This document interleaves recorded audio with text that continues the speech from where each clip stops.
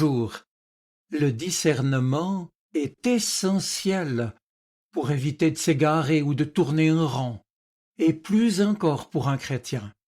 Le verbe discerner, d'ailleurs en français, selon son étymologie latine, c'est une opération du jugement qui consiste à séparer, on pourrait dire aussi distinguer. Mais il ne s'agit pas de séparer pour éliminer l'un ou l'autre des éléments, pour exclure. Mais comme dans l'acte créateur de Dieu dans la Genèse, qui sépare les eaux d'en haut et celles d'en bas, cette séparation a pour but d'ordonner le chaos, d'orienter, de mettre en perspective. Bref, dans un monde désorienté ou désorientant, le discernement vise à retrouver le sens caché, le bon chemin, la bonne direction pour choisir de s'y engager. Bien sûr, cette direction ou ce sens n'est pas unique et nous savons qu'une même pensée, une même réflexion peut donner lieu, comme on dit, à plusieurs conclusions et tout dépendra alors de l'orientation choisie, de la perspective adoptée par l'un ou l'autre en fonction de ce qui l'anime.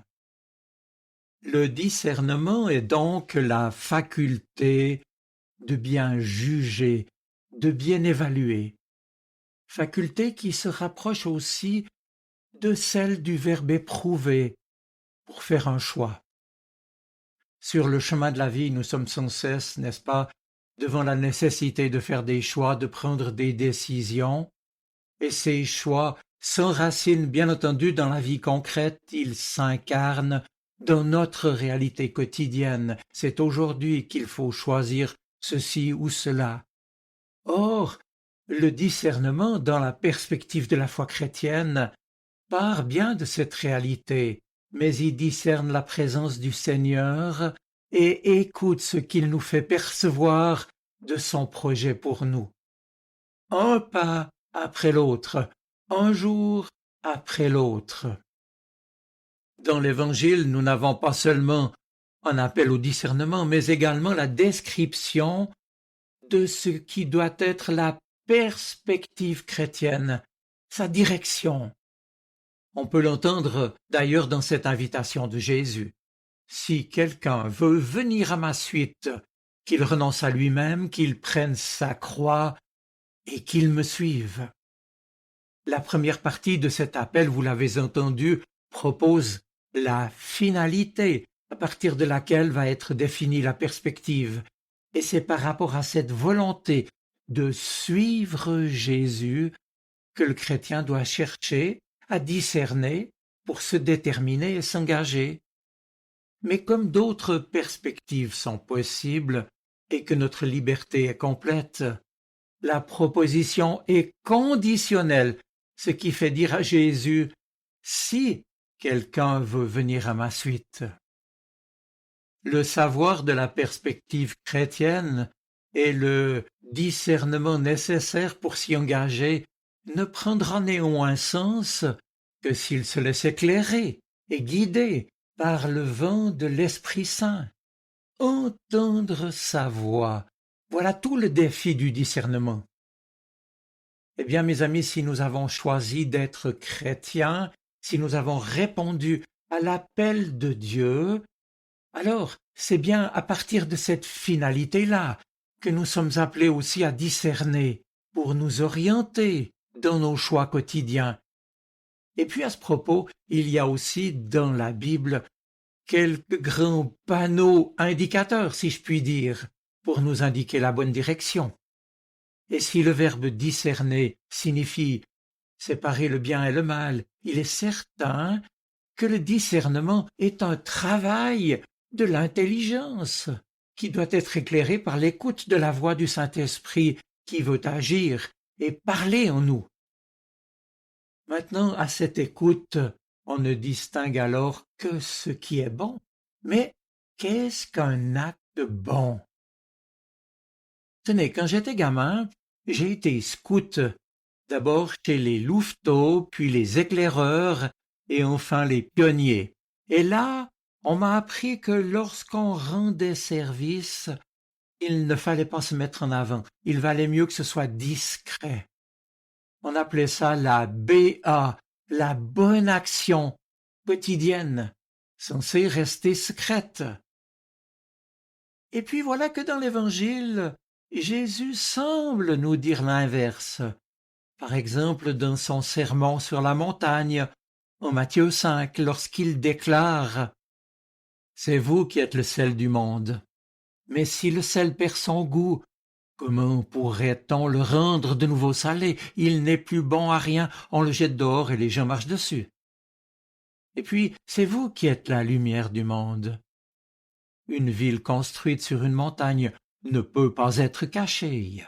On n'allume d'ailleurs pas une lampe pour la mettre sous un seau. Au contraire, on la place sur son support, d'où elle éclaire ceux qui sont dans la maison.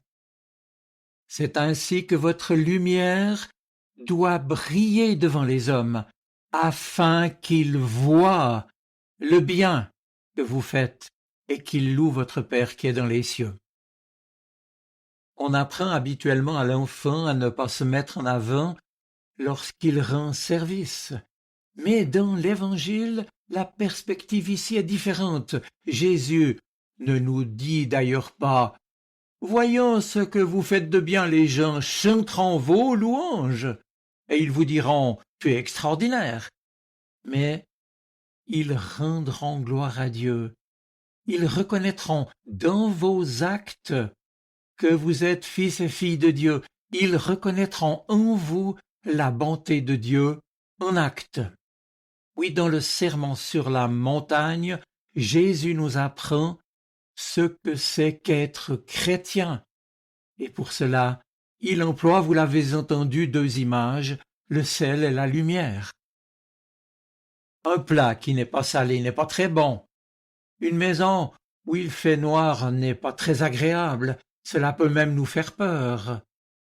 Eh bien, en soi, ces deux images sont pourtant différentes parce que la lumière, on la voit, elle est à distance, et si j'ai la lumière dans les yeux, je ne vois plus très bien, alors que le sel dans le plat, au contraire, je ne le vois pas, mais le plat devient bon grâce à lui. Eh bien, par ces deux images, Jésus, mes amis, présente deux attitudes différentes de la vie chrétienne, deux attitudes que nous avons parfois tendance, hélas, à opposer. Mais Jésus nous demande de faire les deux. Le sel, c'est celui qui est présent dans le monde et qui, par son amour, transforme le monde là où Dieu l'a placé sans rien dire, comme la fameuse BA des scouts, bonne action des scouts. La lumière, au contraire, c'est celui ou celle qui dit l'amour de Dieu, qui l'annonce par ses actes et par son témoignage en parole.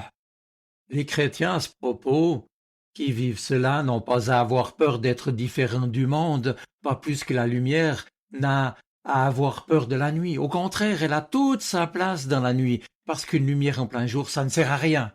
Ça ne sert pas à grand-chose en tout cas.